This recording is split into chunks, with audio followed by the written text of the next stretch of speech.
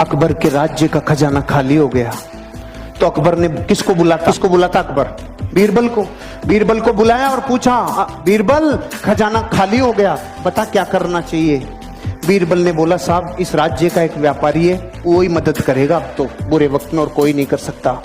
उस व्यापारी को बुलाया, व्यापारी से बोला मदद करोगे? हाँ साहब करूंगा।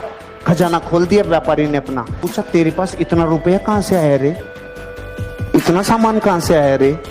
कि कुछ नहीं साहब, मैं टैक्स को चोरी करना जानता हूं, कैसे कैसे चोरी होता है टैक्स, मैंने आप ही के जितने टैक्स थे ना उन्हीं में से सब बचा बचू के इतना सामान इकट्ठा कर लिया। अकबर का दिमाग खराब हो गया, टैक्स चोरी करता है। सामान तो ले लिया, इसको अपने हस्तबल में नौकरी कराओ, घोड़ों का हस्तबल है ना, वहां इसको घोड़ों की लीद उठवाओ।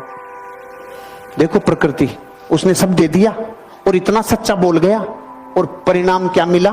अस्तबल। किसी को कंप्लेन नहीं, किसी से कुछ नहीं बोला, उसने संभावनाएं खोजना चालू की। अब क्या संभावना है? क्योंकि व्यापारी असली डीएनए होता है ना, व्यापारी वो संभावना खोजता है। अब उसका क्या काम था? घोड़ों की लीद उठाने का काम। 6 महीने बाद अकबर का खजाना फिर खाली।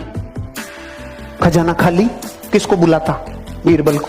बीरबल को बोला, भाई अब क्या करें, खजाना फिर खाली हो गया। बीरबल ने बोला, उसी को बुलाना पड़ेगा।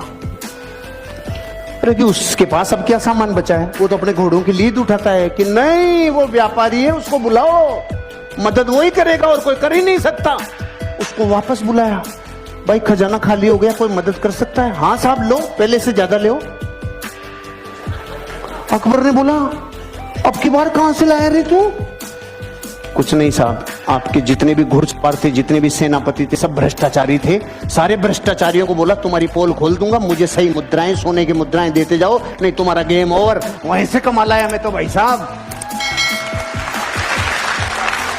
अकबर का गुस्सा चरम सीमा पे।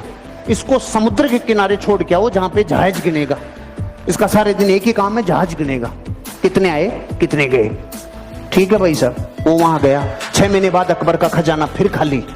अकबर ने बोला, बीरबल अब क्या करें? उसी को बुलाना पड़ेगा। अरे कि उसके पास तो निचोड़ लिया, अब क्या बचा है? कुछ भी हो जाए, बुरे वक्त पे देश को चलाने के लिए व्यापारी की जरूरत है। अरे कि सच में? कि हाँ बुलाओ, भाई मदद करेगा? हाँ साहब, पहले से डबल ले लो।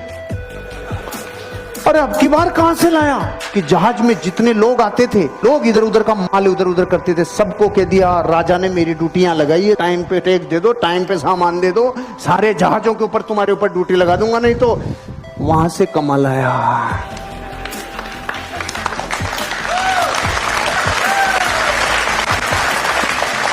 अगर मूर्ख होता और डीएनए व्यापारी का नहीं होता तो रोता रे।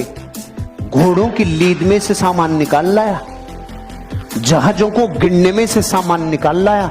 इसे कहते हैं धरती का असली व्यापारी, जो इंसान अपनी जिंदगी में संभावनाओं को गोबर में से भी निकाल लाए। और वो हैं करम फूटे धरती के, जिनके पीढ़ियों से कई सामान आ गए लेकिन उसने बत्ती लगा के रख दी।